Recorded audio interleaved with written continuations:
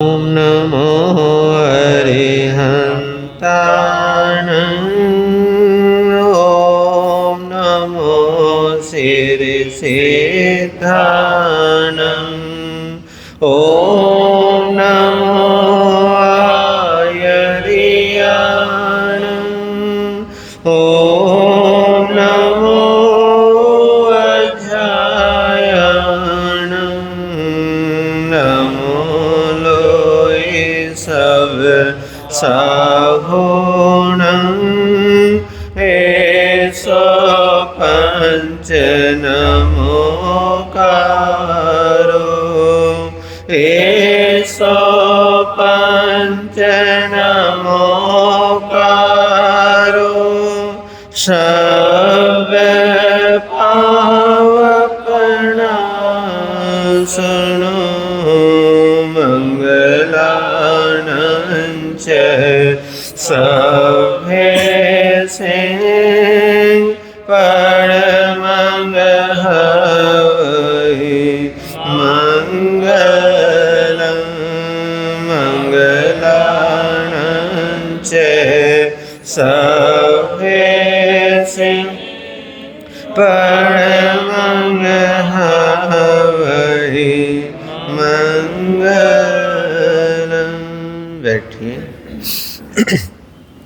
बोलिए शासनपति श्रवण भगवान महावीर स्वामी की वंदना वंदना वंदना वंदना वंदना वंदना वंदना वंदना।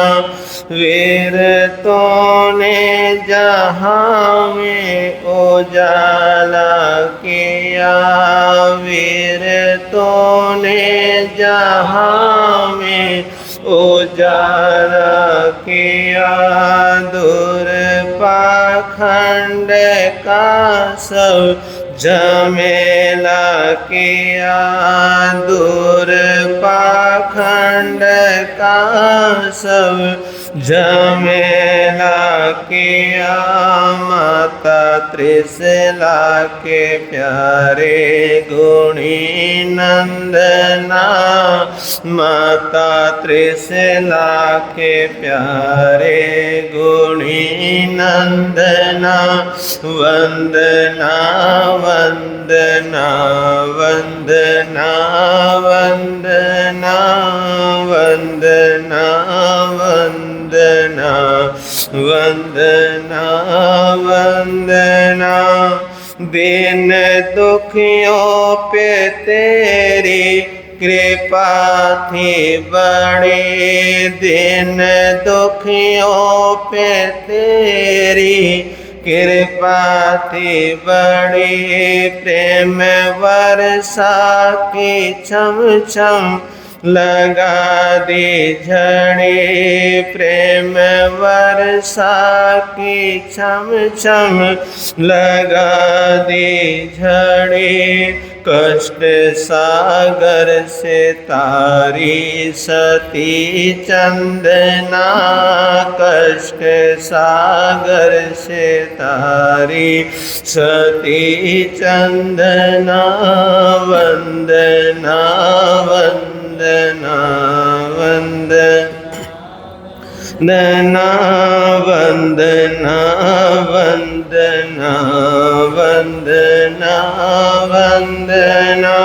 वीर तो ने जहाँ में उजाला किया वीर तो ने जहाँ में उजाला किया दूर पाखंड का सब झमेला किया दूर पाखंड पाखंड का सब झमेला किया। माता त्रिशला के प्यारे गुणी नंदना, माता त्रिशला के प्यारे गुणी नंदना। वंदना वंदना वंदना वंदना। दैत्य दल की विकट घटाए गिरी, दैत्य दल की विकट घटाए गिरी। आफतों की भयंकर बिजलियाँ गिरी, आफतों की भयंकर बिजलियाँ गिरी। आपके थी न दिल में जरा स्पंदना, आपके थी न दिल में जरा स्पंदना। वंदना वंदना वंदना वंदना वंदना वंदना वंदना वंदना। शांत मन में दया का फव्वारा छूटा, शांत मन में दया का फव्वारा छूटा। राक्षसी यज्ञ हिंसा मिटाने जुटा, राक्षसी यज्ञ हिंसा मिटाने जुटा। मुक पशुओं की मेटी करुण क्रंदना, मुक पशुओं की मेटी करुण क्रंदना। वंदना वंदना वंदना वंदना वंदना वंदना वंदना। प्रार्थना है अमर के प्रभु वीर जी, प्रार्थना है अमर की प्रभु वीर जी। दास की काटिए करम जंजीर जी, दास की काटिए करम जंजीर जी। धर्म की हो हृदय में सदा स्पंदना, धर्म की हो हृदय में सदा स्पंदना। वंदना वंदना वंदना वंदना वंदना वंदना वंदना वंदना।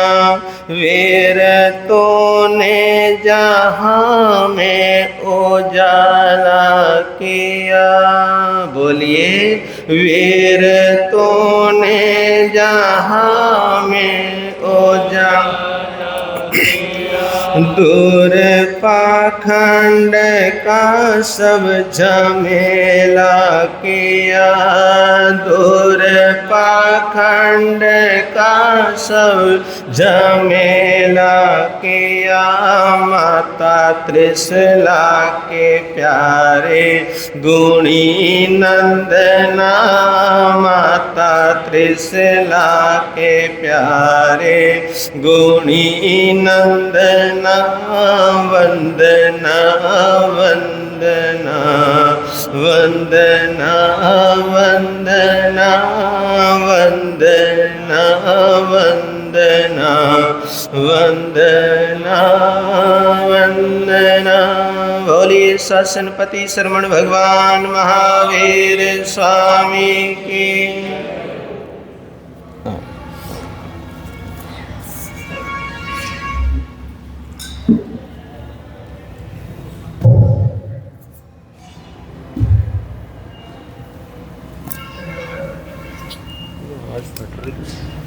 उसमें तुमने ठीक कर दी अभी।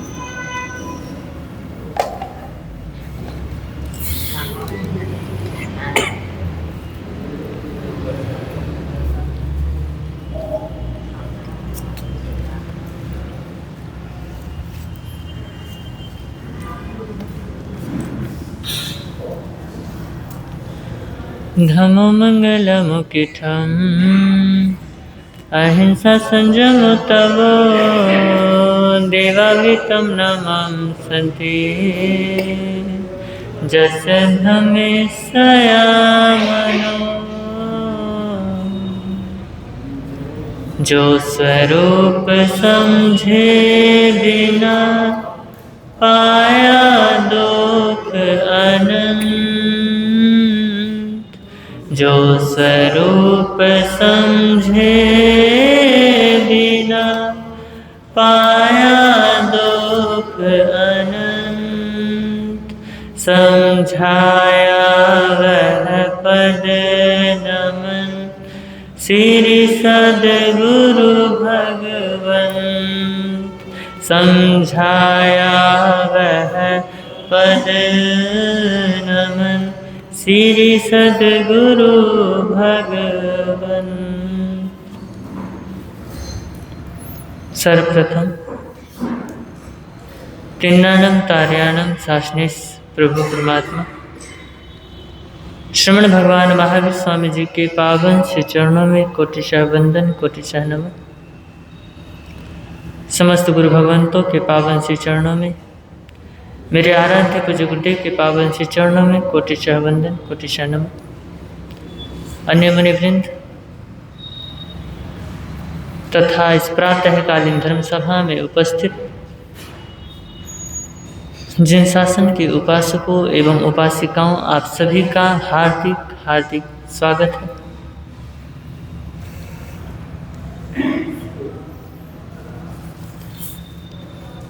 आप सभी के समक्ष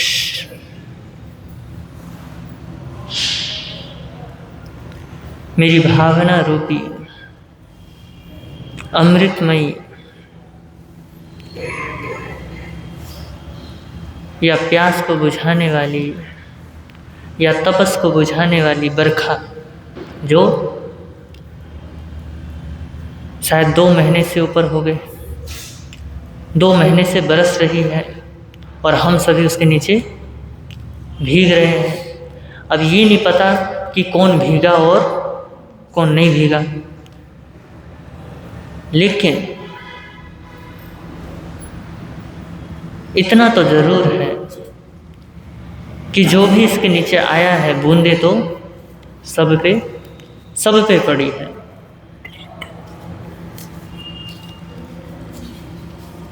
तो जो रोगी होगा उसका रोग निकल जाएगा। और कई बार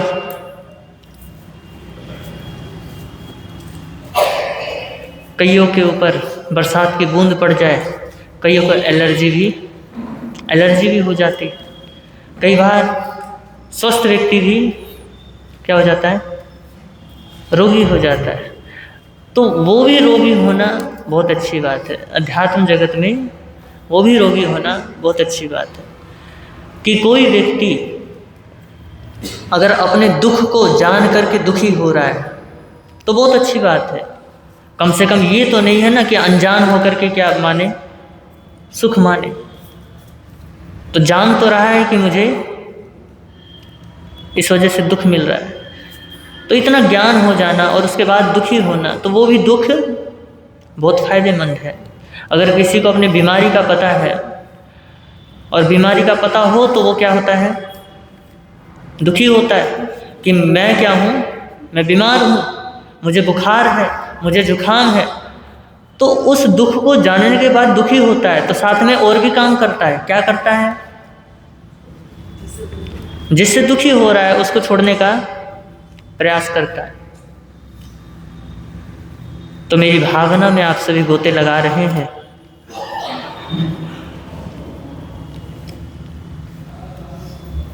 तो मेरी भावना में हम प्रवेश करें। उससे पूर्व गीत की कुछ पंक्तियां हैं उन्हें हम सभी मिलकर के गुनगुना लेते हैं, क्योंकि जो हमारी चर्चा चल रही है वो चल रही है वचनों पे, और ले दे करके आज का दिन और कल का दिन बाकी है, बाकी परसों का दिन तो आप लोगों का ही है। तो प्रयास रहेगा कि 2 दिन में इस गीतिका को पूर्ण किया जाए। तो वचन की क्या महत्ता है, वचन से क्या क्या उपयोग लेना है, तो वो इस गीत के माध्यम से बताया है कवि ने। तो आसान तर्ज है, तो हो सके तो साथ में गाइएगा।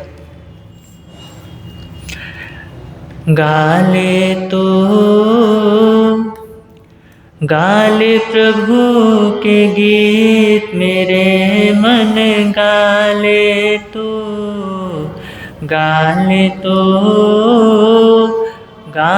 प्रभु के गीत मेरे मन,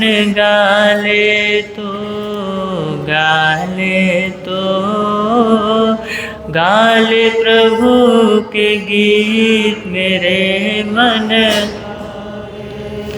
बिना प्रभु दे नहीं किनारा, बिना प्रभु दे नहीं तेनू मिलना नहीं सहारा, तेनू मिलना नहीं। ला प्रीतम से प्रीत मेरे मन, गाले तो ला प्रीतम से प्रीत मेरे मन, गाले तो गाले प्रभु के गीत मेरे मन। छड़ दे निंदया चुगली करना, छड़ दे निंदया चुगली। जे तू भव सागर से तरना, जे तू भव सागर से। वक्त जाए ना बीत मेरे मन, गाले तो वक्त जाए ना बीत मेरे मन, गाले तो गाले प्रभु के गीत मेरे मन। सत्संग दे विच ध्यान लगा ले, सत्संग दे विच जीवन अपना सफल बना ले, जीवन अपना मन पापी नु जीत मेरे मन, गाले मन पापी नो जीत मेरे मन,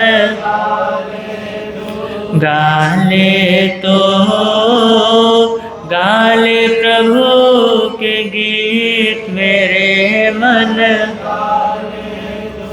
अंत समय है तू पछताना, अंत समय है तू पछताना। काल बलि जद सिर ते आना, काल बलि जद सिर ते। फिर किसे न होना मीत मेरे मन, गाले तो फिर किसे न होना मीत मेरे मन, गाले तो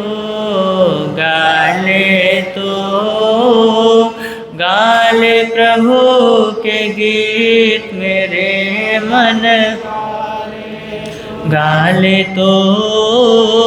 गाले प्रभु के गीत मेरे मन। योग समाधि धर्म कमाल, योग समाधि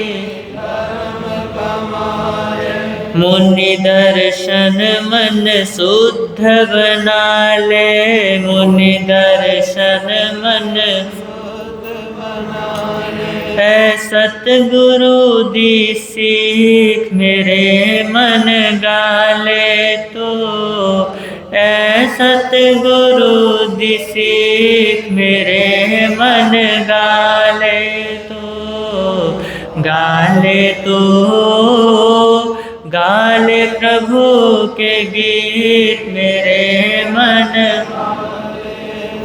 गाले तो गाले प्रभु के गीत मेरे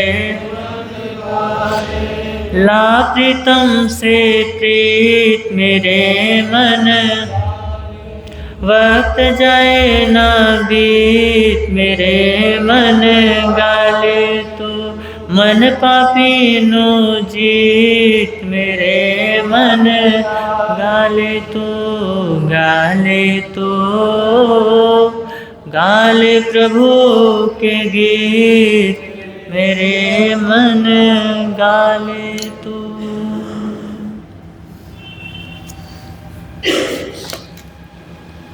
तो काव्य में बड़े ही सुंदर ढंग से और सार में संक्षेप में बता दिया कि इस जुबान का महत्व सिर्फ इतना ही है कि इस जुबान से क्या निकले, दूसरों का गुणगान ही निकले, दूसरों की महिमा ही इस जुबान से गाई जाए, ना कि दूसरों की निंदा चुगली की जाए।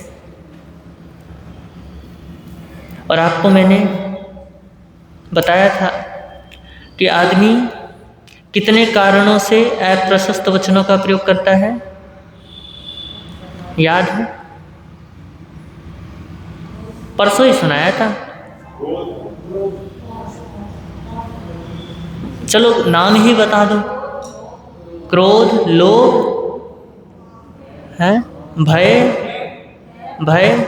और 2 बातें अभी बची हुई थी। हाँ, तो अभी 2 बातों पे चर्चा अभी बाकी है, 3 बातों पे चर्चा हो चुकी है।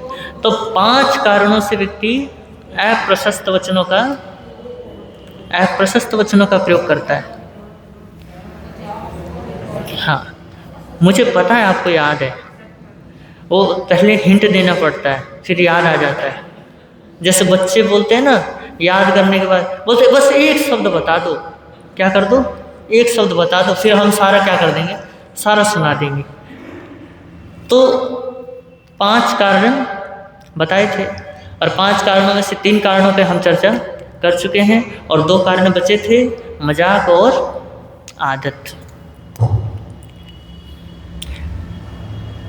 अगर देखा जाए तो हमारा जो पूरी दिनचर्या होती है, उस दिनचर्या में अधिकतर हमारा जो समय है मजाक में ही बीतता है। 80% कितने 80% जो हमारा दिनचर्या है वो मजाक में ही बीतता है। और कई बार ये मजाक बहुत महंगा पड़ जाता है। और आचार्य तो कहते हैं, कहने वालों ने तो यहाँ तक कहा है कि रोग की जड़ खांसी और झगड़े की जड़ हंसी। समझ गए कि अगर रोग कहीं से शुरू होता है तो वो खांसी से शुरुआत होती है, और अगर लड़ाई कहीं से शुरू होती है तो वो मजाक से, हंसी से। अरे महाभारत उठा के देखो, महाभारत जो इतना बड़ा खड़ा हुआ है वो किस वजह से खड़ा हुआ है? वो सिर्फ द्रौपदी की वजह से, तो उसी की वजह से खड़ा हुआ है। अगर वो हंसती ना, अगर वो ये ना कहती, वैसे तो उसने स्वाभाविक ही कहा था, मजाक में ही कहा था, कोई उसने टोंट नहीं कसा था उसको, मजाक में ही कहा था कि अंधे का पुत्र तो अंधा ही होता है, कि इसको इतना भी नहीं पता कि ये पानी नहीं है, असल में फर्श है। और बंदा क्या हो जाता है, फर्श समझ करके पानी में गिरने का नाटक हो जाता है। तो उसको लगता है यार ये तो गड़बड़ हो गया, किसी ने देखा नहीं, लेकिन इतने में द्रौपदी हंस पड़ी। और फिर क्या था, फिर वही बात बार बार चुभती दुर्योधन के। जब सोता तब भी वही बात गूंजती कि अंधे का पुत्र अंधा ही होता है। तो चाहे खाए, चाहे पिए, चाहे चले, चाहे कुछ भी करे, तो वो बात भूल नहीं पा रहा है। तो फिर युधिष्ठिर को फंसाया गया, जुए में हराया गया। फिर उसके बाद चाल चल दी गई कि किसी तरीके से क्या लिया जाए, अपना बदला लिया जाए।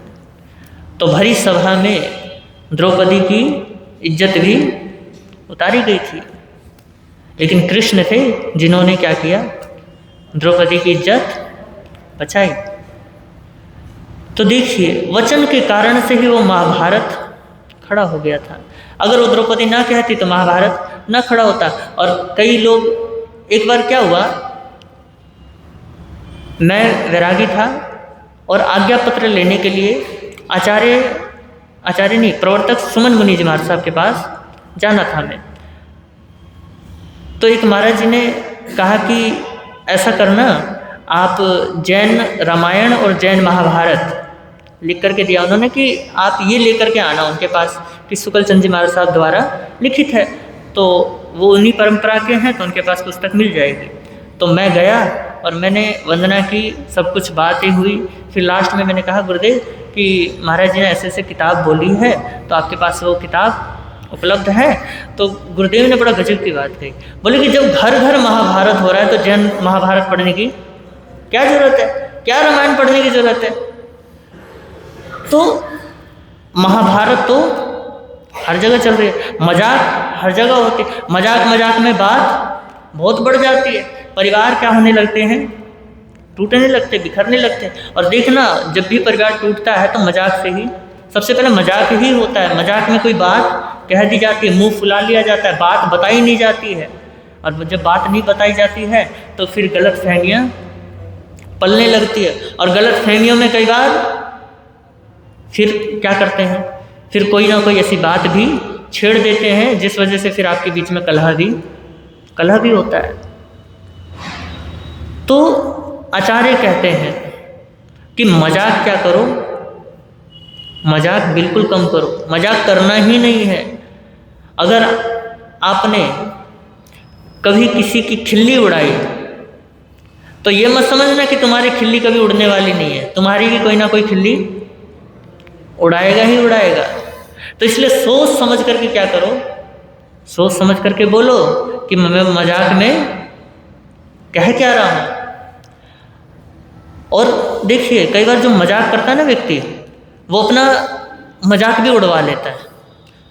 मजाक मजाक में व्यक्ति अपना ही मजाक उड़वा लेता है। कहते हैं एक बार मुल्ला नसरुद्दीन आराम से बैठा हुआ था अपने दोस्तों के साथ। खट्टर काका घूमते घूमते आ गए, वो भी उस महफिल में बैठ गए। और जब महफिल में बैठे तो आपको पता ही है कि महफिल जब जमती है तो फिर कुछ ना कुछ बातें चलती हैं। तो बातें शुरू हुई, मजाक करने लगे।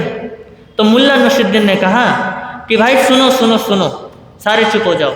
मेरे को एक ना सपना आया मेरे और खट्टर काका के बीच, तो मैं तुम सबको वो स्वप्न सुनाना चाहता हूँ। तो मुल्ला नसरुद्दीन ने कहा कि चलो सुनो। तो सबने बोला कि वो तो हम तो सुन ही रहे हैं, तो सुनाना तो शुरू कर। तो सुनो, मैं और खट्टर काका सुबह का वक्त था, हम दोनों सैर के लिए घोड़े पे बैठ करके निकले। और घोड़ा बहुत ही तबड़क करके क्या कर रहा था, दौड़ रहा था। और हम दौड़ते घने जंगल में चले गए। बोला अच्छा, तो तुम सबको सुनकर के आश्चर्य होगा कि हम ऐसे घने जंगल में चले गए कि वहाँ पे 2 गड्ढे थे। बोला अच्छा। बोले 2 गड्ढे में एक गड्ढा था विष्ठा का और एक गड्ढा था शहद का। और संयोग की बात, हम जब गिरे तो मैं तो गिरा शहद के गड्ढे में और खट्टर काका गिरे विष्ठा के गड्ढे में। और जब गिरे तो फिर स्वप्न मेरा टूट गया और सोचने लगा कि मैंने खट्टर काका की मजाक उड़ा दी। लेकिन खट्टर काका ने बोला कि रुक भाई रुक, अभी कहानी ख़त्म हुई नहीं है, अभी सपना पूरा नहीं है। सपने में मैं था, तेरा सपना टूटा ना, मैं तो साथ में था, तो मैंने तो पूरा सपना देखा है। बोला अच्छा क्या देखा है? बोला कि जब तू गिरा और मैं गिरा तो हम बाहर निकले, तो फिर उसके बाद मैं तुझे चाट रहा था और तू मुझे चाट रहा था। तो देखो कई बार मजाक करने के चक्कर में आदमी खुद की भी मजाक उड़वा लेता है। तो इसलिए हमें भी क्या करना चाहिए, मजाक कम करना चाहिए। कई बार हम भी मजाक के क्या बन जाते हैं, मजाक के हिस्से बन जाते हैं और कई बार उस मजाक से लड़ाइयाँ भी हो जाती हैं। फिर देखिए 5वां बतलाया है आदत। आदत कभी भी पूरी तरह से नहीं जाती, जाती तो है लेकिन पूरी तरह से नहीं जाती है। एक इंग्लिश का शब्द है ना हैबिट, आदत को क्या कहते हैं, हैबिट। अगर एच हटा दो तो क्या बना, एबिट। ए हटा दो तो क्या बना, बिट। और बी हटा दो तो क्या बना, इट। और इट का मतलब कुछ तो बाकी है। तो कई व्यक्तियों को आदत होती है कि हर बात में कुछ ना कुछ अपशब्द का प्रयोग करना ही करना है। बिना अपशब्द के तो उनकी कोई बात पूरी होती नहीं है। जब तक गाली ना जोड़ दो तो बात पूरी नहीं होती। और इधर दिल्ली में, पंजाब में तो बात ही कहते गाली पे ख़त्म होती है, या बात भी गाली से ही शुरू होती है। तो कई बार तो महाराज के सामने भी बोलते हैं और महाराज भी सोचते होंगे कि यार ये क्या बोल रहा है। हम तो कहते हैं कि वचनों का क्या करो, वचनों का सही प्रयोग करो। ये तो बात ही ऐसे कर रहे हैं जैसे कोई स्लोगन सुना रहे हो, कोई बहुत अच्छी बात कह रहे हो। तो कईयों की आदत होती, चाहे वो कोई भी बात शुरू करे, श्री गणेश तो अपशब्दों से ही करते हैं। तो उनके सामने चाहे बड़े हों, चाहे छोटे हों, चाहे कोई भी हो, उनके सामने वही शब्द निकलते हैं। और उस अपशब्द के कारण भी कई बार व्यक्ति का जीना हराम हो जाता है। कई बार आदत के चक्कर में वो कह तो देता है लेकिन मार भी खा लेता है, पिटाई भी हो जाती है कि तूने बोला कैसे, तेरी हिम्मत कैसे होगी बोलने की। वो बोलेगा यार मैंने मजाक में बोला था। बोला मजाक जाए तेल लेने, तूने मेरे को बोल कैसे दिया। तो इसलिए कई आदत में व्यक्ति बोल देता है। तो इसलिए हमें आदत भी नहीं डालनी चाहिए। किस चीज़ की, बुरी चीज़ों की। बुरी वाणी का मतलब अपशब्दों का प्रयोग कम से कम करना चाहिए। अगर आदत लग गई है तो फिर भी क्या करना चाहिए, छोड़ने का प्रयास करना चाहिए। तो कबीर जी बड़ा सुंदर कहते हैं, ऐसी वाणी बोलिए मन का आपा खोए, ऐसी वाणी बोलिए मन का औरन को शीतल करे, आप हो शीतल होए कबीरा, आप हो शीतल होए। तो ऐसी वाणी मत छेड़ो, ऐसी वाणी मत बोलो जिससे दूसरे क्या हो जाए, उग्र हो जाए, क्रोधित हो जाए। और ऐसी भी मीठी वाणी मत बोलो कि सामने वाले का अहित हो जाए। बल्कि वाणी कैसी बोलनी चाहिए, ऐसी वाणी बोलनी चाहिए जिसमें हित भी छिपा हो और सामने वाले को दुख भी ना पहुँचे। क्योंकि प्रभु ने कहा है कि ऐसा भी सत्य मत बोलो जो किसी को चुभ जाए। काणम काणेति नो वेज्य, कि काणे को भी काणा नहीं बोलना। अगर तुम काणे को भी काणा बोल रहे हो तो तुम मिथ्या भाषण कर रहे हो, तुम अप्रियकारी वचन बोल रहे हो। और ये वचन सामने वाले का क्या कर देता है? दिल तोड़ देता है। चाहे अंधा हो, चाहे लूला हो, चाहे लंगड़ा हो, चाहे मंद बुद्धि हो, चाहे कैसा भी व्यक्ति हो, उनको उनकी तरह पूरा सत्य ऐसे नहीं बोलना चाहिए कि अरे तू कितना मंद बुद्धि है, अरे तू कितना मूर्ख है, अरे तू कितना गधा है। इस तरीके से क्या करते हैं हम? इस तरीके से बोलते हैं। तो परमात्मा कहते हैं कि इतना भी सत्य नहीं बोलना है। हम सोचते हैं कि हम तो क्या है, सत्यवादी हैं जी, हम तो क्या बोलेंगे, हम तो सत्य बोलेंगे। जब अपना फायदा होता है तब तो झूठ बोलने के लिए कतराते नहीं, और जब वैसी बात हो तो सत्य बोलने से भी बोलते हम तो सत्यवादी हैं, हम तो क्या बोलेंगे, हम तो सत्य बोलेंगे।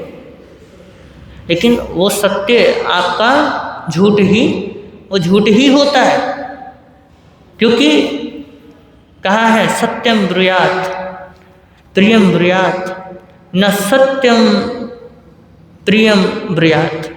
क्या कहा कि प्रिय बोलो, सत्य बोलो, लेकिन ऐसा भी मत बोलो जिस सत्य में अप्रियता भाव छिपा हो, जिससे दूसरों को दुख पहुँचे।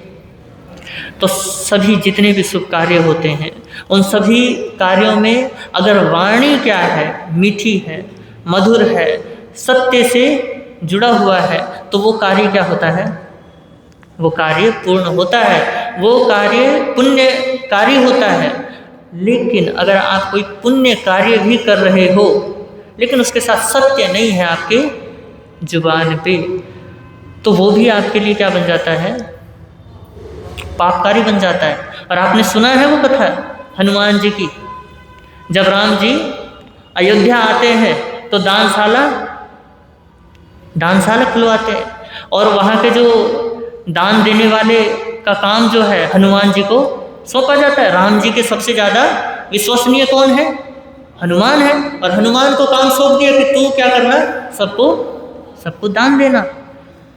अब इधर दानशाला तो खुलवा दी, हनुमान जी दान दे जा रहे हैं, और इधर लोगों की भीड़ लगती ही जा रही है।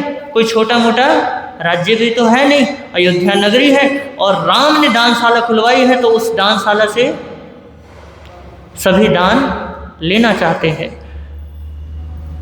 तो जैसे जैसे आ रहे हैं, लोग मांग रहे हैं कि भैया जल्दी दो, भीड़ क्या है, पीछे लगी हुई है।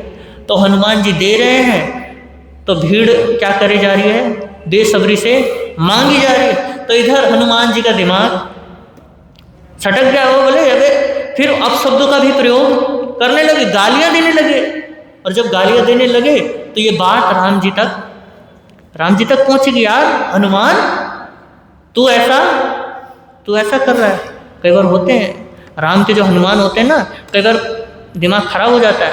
तो हनुमान का दिमाग खराब हो गया, जबकि इतने ज्ञानी है, इतने बलवान है, तो उनका भी दिमाग खराब हो गया। यार ये लोगों ने तो मेरा दिमाग खराब कर दिया है। जब देखो क्या आ जाते हैं मांगने, घर से कुछ, हनुमान के जेब से कुछ जा नहीं रहा, लेकिन फिर भी क्या कह रहा है कि जब देखो मांगने आ जाते हैं। और ये बात जब राम को पता चली तो उन्होंने सोचा कि यार हनुमान को क्या करना पड़ेगा, सही रास्ते पे लेके आना पड़ेगा। अगर हनुमान ही ऐसा करने लग जाए तो फिर औरों का तो कहना ही क्या। तो हनुमान को बुलाया, बोला कि चलो शहर पे चलते हैं। तो हनुमान जी बड़े खुश हुए कि प्रभु ने आज घूमने के लिए मुझे आमंत्रित किया। बहुत दिन हो गए ये लफड़ों में पड़े हुए, दान करते दिमाग भी क्या कर दिया इन लोगों ने, खराब कर दिया है। तो थोड़ा घूम करके आऊँगा प्रभु के साथ, थोड़ी चर्चाएं करूँगा, अपने मन में जो भरा हुआ है वो सब हल्का करूँगा। तो बात करते करते जंगल में पहुँचे। राम जी ने कहा कि मुझे प्यास लगी है, पानी लेकर के आओ। तो हनुमान जी ने कहा कि जी प्रभु, मैं क्या करता हूँ, पानी लेकर के आता हूँ। और वो पानी की खोज में निकल पड़े।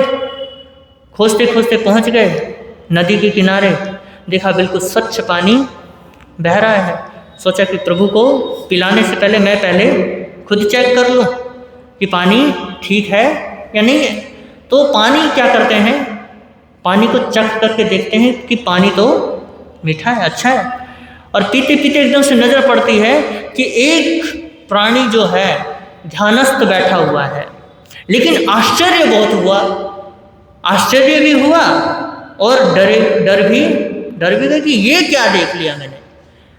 क्या देखते हैं कि एक आदमी, ना ही वो आदमी है ना ही वो जानवर है, शरीर तो बिल्कुल इंसान का है और बिल्कुल सोने की तरह चमक रहा है और मुख बिल्कुल भालू की तरह है, भालू ही होगा।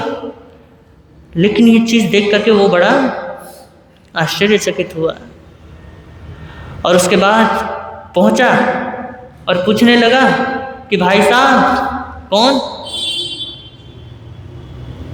कि भाई मैं भी एक प्राणी हूँ, ध्यान कर रहा था, प्रभु भक्ति कर रहा था। बोला ये क्या है कि शरीर तो तुम्हारा सोने का है और मुख किसका है? भालू का है।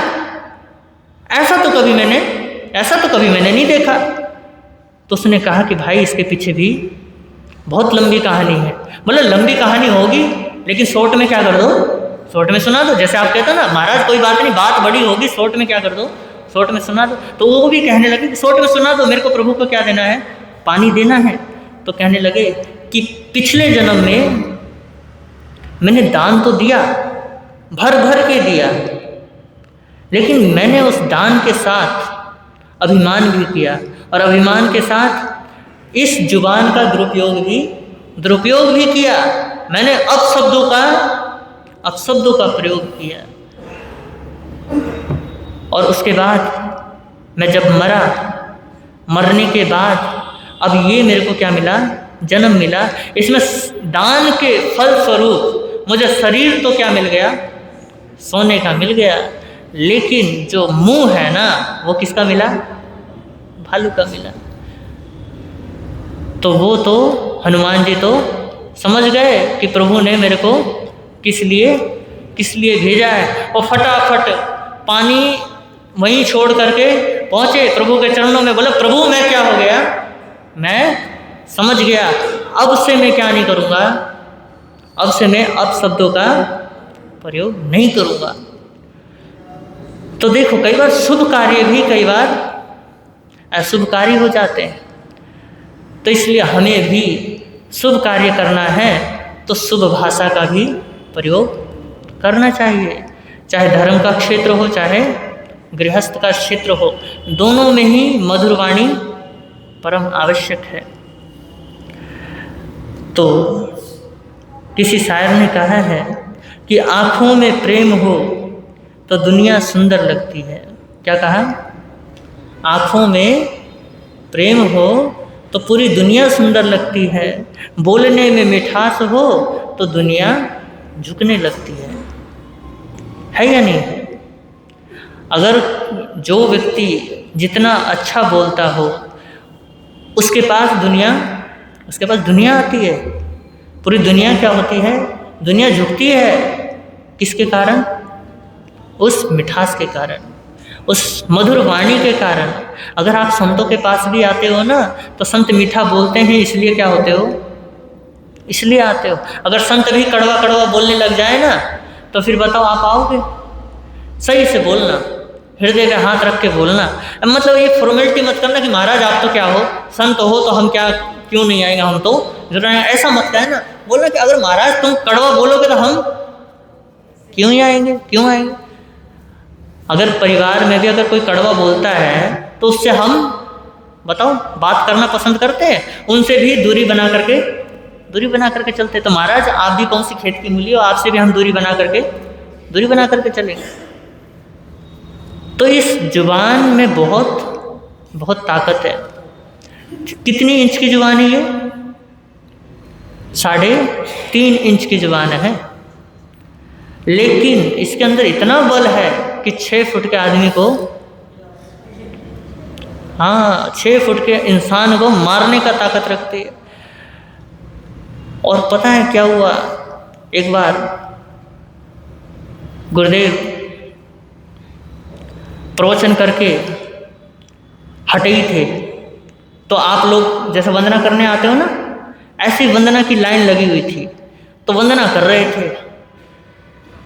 और उन लाइन में से एक श्रावक था, वो आया, गुरुदेव शिरोमणि मुनि महाराज को वंदना कर रहा है, लेकिन वंदना का बड़ा गजब तरीका था। वो एक हाथ मुंह पे रखा हुआ है और एक हाथ से यूं यूं तिकुतों के पाठ से वंदना कर रहा है। वह तिकुतो आया नम पाया नम करेंगे। बोले गुरु महाराज, बोले कमाल, क्या विवेकवान श्रावक है कि मुपत्ति नहीं है तो हाथ रख करके क्या कर रहा है, हाथ रख करके वंदना कर रहा है, लेकिन हाथ वंदना विधि पूर्वक कर रहा है। तो कह रहे कि श्रावक जी कमाल है, आप जैसे श्रावक नहीं देखे। बोले गुरु महाराज क्या बात हो गई? बोले आप ऐसे वंदना कर रहे हो, अभी तक मैंने ऐसी वंदना कहीं नहीं देखी। बोले अच्छा गुरु महाराज, इसके पीछे भी कहानी है। बोले क्या कहानी है? बोले गुरु महाराज, कल ना मैं कहीं जा रहा था, और जब जा रहा था तो कोई आदमी मेरे से टकरा गया, और मेरे से डबल का था, थोड़ा तगड़ा बंदा था, और मैंने इस जुबान से क्या कर दिया, मैंने गाली दे दी, और उस बंदे ने एक बार वार्निंग भी दी कि भाई संभल जा, लेकिन मैं नहीं माना। मैं बोला कर ले जो करना है, और उसने फिर क्या करना था, उसने एक खींच के मारा मुंह पे, 3-4 दांत मेरे क्या हो गए, टूट गए, और उसके बाद उसने हाथ हटा के दिखाया कि देख लो। तो देखो इस जुबान ने क्या करवा दिया, दांत को भी, दांत की कोई गलती थी, दांत को भी इस जुबान ने तोड़वा दिया। तो ये जुबान आपको भी क्या कर देता है, आपको भी प्रपंचों में फंसा देता है, संसार के प्रपंचों में। ये जितने भी संसार के प्रपंच हैं उनमें हम इस जुबान की वजह से अधिकतर फंसते हैं। जितना हम बोलते हैं, जितना बोलते जाते हैं, उतना हम संसार के प्रपंचों में फंसते चले जाते हैं। तभी तो परमात्मा ने भाषा समिति दी है कि बोलो तो समिति के साथ। समिति मतलब समझ गए ना, सम्यक तरीके से, अच्छे तरीके से, भली प्रकार से जांच करके, पड़ताल करके, तोल करके क्या करो, तोल करके बोलो। फिर क्या करना है, फिर दिया वचन गुप्ती कि जब इस वचन की आवश्यकता ना हो, जब तुम्हारा काम हो चुका, तुमने कुछ बात बोलनी थी वो बोल चुके, तो क्या कर लो, मौन कर लो, वचन को गुप्त कर लो, फिर कुछ मत बोलो। और जो व्यक्ति जितना बोलता है ना, वो अपनी इज्जत गंवा देता है, क्योंकि लोगों को पता चल जाता है ये तो बोलता ही जाता है, बोलता ही रहता है। और मुझे लग रहा है ना शायद संतों का भी इसलिए आपके ऊपर प्रभाव नहीं पड़ता। वो बोलते महाराज 1 घंटे तक बोलते रहेंगे तो क्या ही फर्क पड़ना है, क्योंकि और भी आएंगे, वो भी क्या करेंगे, वो भी सुना करके जाएंगे। तो बोलने का तो इनका काम है। तो ऐसा लग रहा है कि शायद हो सकता है संतों को 5 मिनट क्या कर लेना चाहिए, 5 मिनट का प्रवचन रख लेना चाहिए, ताकि इज्जत बनी रहे। 1 घंटा तक फंसे रहने का कोई भाव ना रह गया, अरे महाराज ने कहाँ फंसा दिया। तो कई बार नीति शास्त्रों में तो यहाँ तक कहा है कि अगर तुम्हें अपनी इज्जत भी बनानी है ना, तो वचन को क्या रखो, नियंत्रण में रखो, वचन को कम से कम इस्तेमाल करो। और देखना, जब आप मौन रहते हो और जब आप किसी के समक्ष अपनी बात रखते हो, किसके आधार पे, अपने वचन के आधार पे, क्योंकि आप तो मौन हो तो सामने वाला सोचता है कि बड़ा ही सुलझा हुआ आदमी है, और वो जो कहेगा वो अपने अनुभव के साथ कहेगा, क्योंकि वो सारी बात क्या करता है, सारी बात सुनता है, सारी बात सुनने के बाद सारांश भी सही निकालता है, और सही सारांश निकालेगा तो बात भी सही कहेगा, तोल करके बोलेगा कि मैं जो बात कह रहा हूँ वो सही है या नहीं है। लेकिन हमारे साथ ऐसा नहीं होता है। बताओ, होता है कि हम कोई बात मौन के साथ सुन रहे हो, सुनते ही नहीं मौन के साथ, बल्कि हम तो कोई बात बता रहा होगा, बीच बीच में राय देंगे, अरे ऐसा कर ले, तू ऐसा कर, ये कर ले, तो सामने वाला बोलता है पहले पूरी बात तो सुन ले, फिर पूरी बात सुनाएगा, फिर उसके बाद बोलेगा यार अब मैं क्या ही बताऊं तेरे को, मैं बीच में बता रहा था तूने क्या कर दिया, मेरे को सब भुला दिया। तो फिर वो बोलता है कि इसको कहा हुआ सारी कही हुई बात व्यर्थ गई, मेरे को बोलना ही नहीं चाहिए था। तो वो फिर क्या करता है, आपके समक्ष वो बात नहीं कहता है। तो इसलिए अपने वचन का भी क्या करो, नियंत्रण करो। परमात्मा भी बार बार कहते हैं कि आप वचन को गुप्त रखो। फैले प्रेम परस्पर जग में, मोह दूर पर रहा करे, ऐ प्रिय कटुक कठोर सब नहीं, कोई मुख से कहा करे, बन कर सब युग वीर हृदय में, देशोन्नतियत रहा करे, वस्तु स्वरूप विचार खुशी से, निजानंद में रमा करे, वस्तु स्वरूप विचार खुशी से, निजानंद में रमा करे। तो समय तो हो गया है, तो 2 लाइनें हैं, कल जैसा अवसर होगा इस पे हम चर्चा करेंगे। वैसे देखा जाए तो वचन के ऊपर तो बहुत बातें कही जा सकती हैं कि हम किस किस परिस्थिति में कैसा स्टैंड ले लेते हैं और कहाँ हम बिगड़ जाते हैं, कहाँ हम सुधर सकते हैं।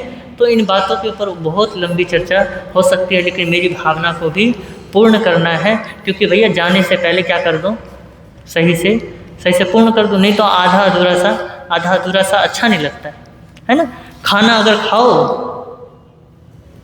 तो पूरा खाना चाहिए, अगर आधा अधूरा खाओ तो मन क्या नहीं होता, मन भरता नहीं है। और मन भरता नहीं है तो फिर क्या कहते हो, यार मज़ा नहीं आया। तो जो भोजन जितनी भूख है ना, उतना तो खा ही लेना चाहिए। तो मैं आपको क्या कर दूंगा, शॉर्ट में कल इन 2 लाइनों पे सुना दूंगा। तो इन्हीं शब्दों के साथ ओम शांति। आगम विरुद्ध कुछ कहा गया हो तो तस्मिच्छामि दुक्कडम। और आप सभी ने मुझे बड़े प्रेम के साथ सुना, इसके लिए बहुत बहुत अनुग्रहित।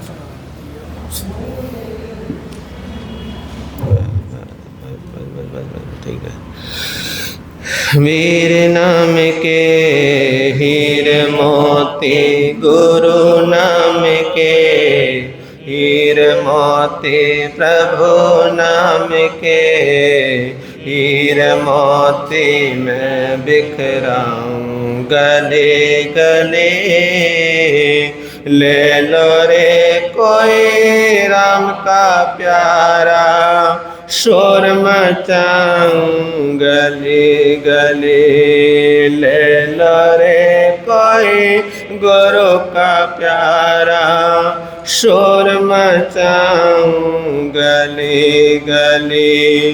दौलत के दीवानों सुन लो, एक दिन ऐसा आएगा, धन दौलत और महल खजाना यहीं पड़ा रह जाएगा।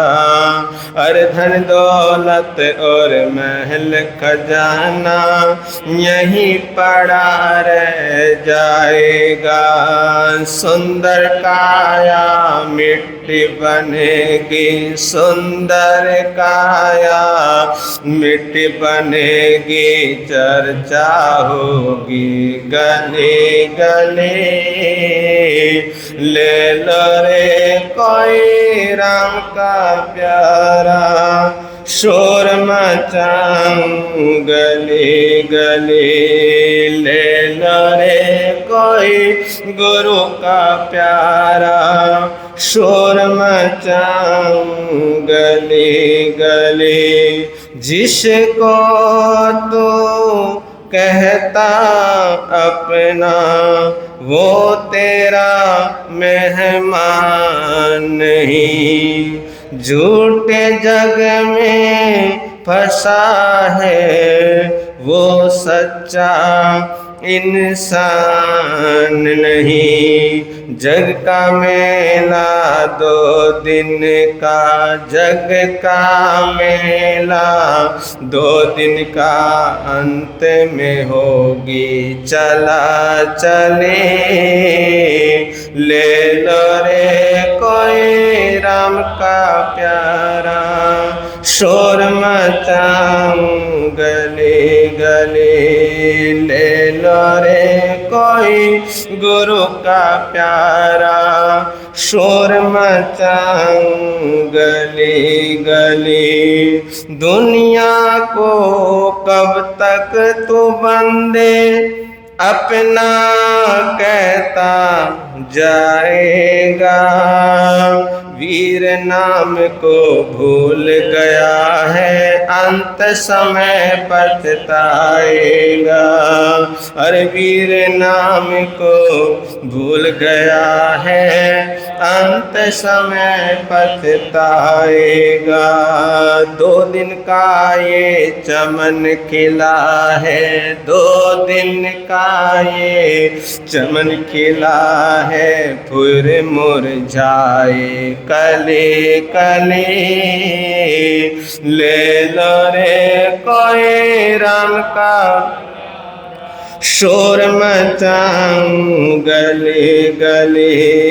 ले लो रे कोई गुरु का प्यारा, शोर मचाऊं गली गली। जिसने ये सब मोती लूटे वो तो माला माल हुए। दौलत के जो बने पुजारी, आखिर वो कंगाल हुए। अरे दौलत के जो बने पुजारी, आखिर वो कंगाल हुए। सोना चांदी वालों सुन लो, लोहे कपड़े वालों सुन लो। अरे वीर नगर वालों सुन लो, बात सुनाए खरे खरे। ले लो रे कोई राम का प्यारा, शोर मचाऊं गली गली। ले लो रे कोई गुरु का प्यारा, शोर मचाऊं गली गली। हो वीर नाम के हीर मोती, गुरु नाम के हीर मोती, प्रभु नाम के हीर मोती। मैं बिखराऊं गली गली।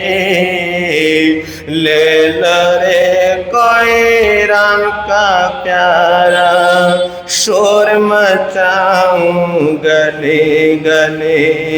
ले लो रे कोई गुरु का प्यारा, शोर मचाऊं गली गली। हो शोर मचाऊं, शोर मचाऊं, शोर मचाऊं गली गली। आज का नियम रहेगा कि आज आपने एक काम करना है। जैसे आप किसी को फ़ोन करते हो तो क्या बोलते हो? हेलो, है ना? तो हेलो की जगह क्या बोलना है आपको? जय जिनेंद्र। याद रहेगा ना? पचखान पान बो श्रे। और आज किसी का आयम्बेल, किसी का एकासने का पचखान प्रश्न खान अणथन भगनम सस्य कर्णम देवगुतरम कृषक पानम बो श्रे। श्रीमती मंजू जैन जी के लंबे एकासने चल रहे हैं। और आज कितने में एकासना है? 36 117। हाँ, 117वां एकासना है। तो सभी अनुमोदना कीजिए। तपस्या करने वालों को धन्य हो। तो बहुत अच्छा। और दिन प्रतिदिन यहाँ पर जो जाप चल रहा है और कल का कार्यक्रम बहुत ही शानदार रहा, बड़ा ही सुंदर तरीके से हुआ। यहाँ के संघ की, यहाँ के समाज की मैं अनुमोदना करता हूँ कि गुरुदेव का जो यहाँ पर कल जन्मदिन मनाया गया और हमारे नवनीत जैन परिवार की ओर से कल का जाप भी रहा, गौतम प्रसाद भी रही, लक्की ड्रा भी रहे और सुबह प्रातःकाल जिन जिन बच्चों ने कार्यक्रम किया, अपनी प्रतिभाएं दिखाई, उन बच्चों को भी बहुत बहुत शाबाशी। और ये लक्की ड्रा भी निकाले गए, 21 लक्की ड्रा श्री सुभाष जैन, शकुंतला पुनीत जैन परिवार की ओर से, उनको भी बहुत बहुत शाबाशी। और जो जो जहाँ से आए उनको भी बहुत बहुत शाबाशी। संघ को तो शाबाशी है ही है कि संघ के नेतृत्व में ये सारा का सारा कार्यक्रम यहाँ पर कल बड़े ही सुंदर तरीके से संपन्न हुआ। और जाप चल रहा है, डेली चल रहा है, चौमुखी जाप चल रहा है। बस अब आपके पास है ना, आज का मिला के है ना, आज का भी जाप है, कल का भी जाप है और परसों का भी जाप है। ये 3 दिन के जाप रहेंगे ऐसे चातुर्मास की, जब तक ये समापन नहीं होता। तो 5 तारीख को चातुर्मास क्या है, समापन हो जाएगा। तो ये 3 जाप में आपने ज़्यादा से ज़्यादा आने का क्या रखना है, भाव रखना है। तो आज का जाप महिला संघ की ओर से, महिला संघ की ओर से है ना, हाँ, महिला संघ की ओर से है। और महिला संघ की जो अध्यक्षा है वो है माता निर्मला देवी है ना, हाँ, माता निर्मला देवी है अध्यक्षा महिला संघ के। तो महिला संघ का आज जाप रहेगा, तो मैं कहूँगा कि वो आए। तो कौन स्वागत करेगा? रेणु जी कौन करेगा? आप ही कर दो, साध्वी जी तो आज नजर नहीं आए, है ना, हाँ, आप ही कर दो, एक दूसरे का स्वागत करो। जी।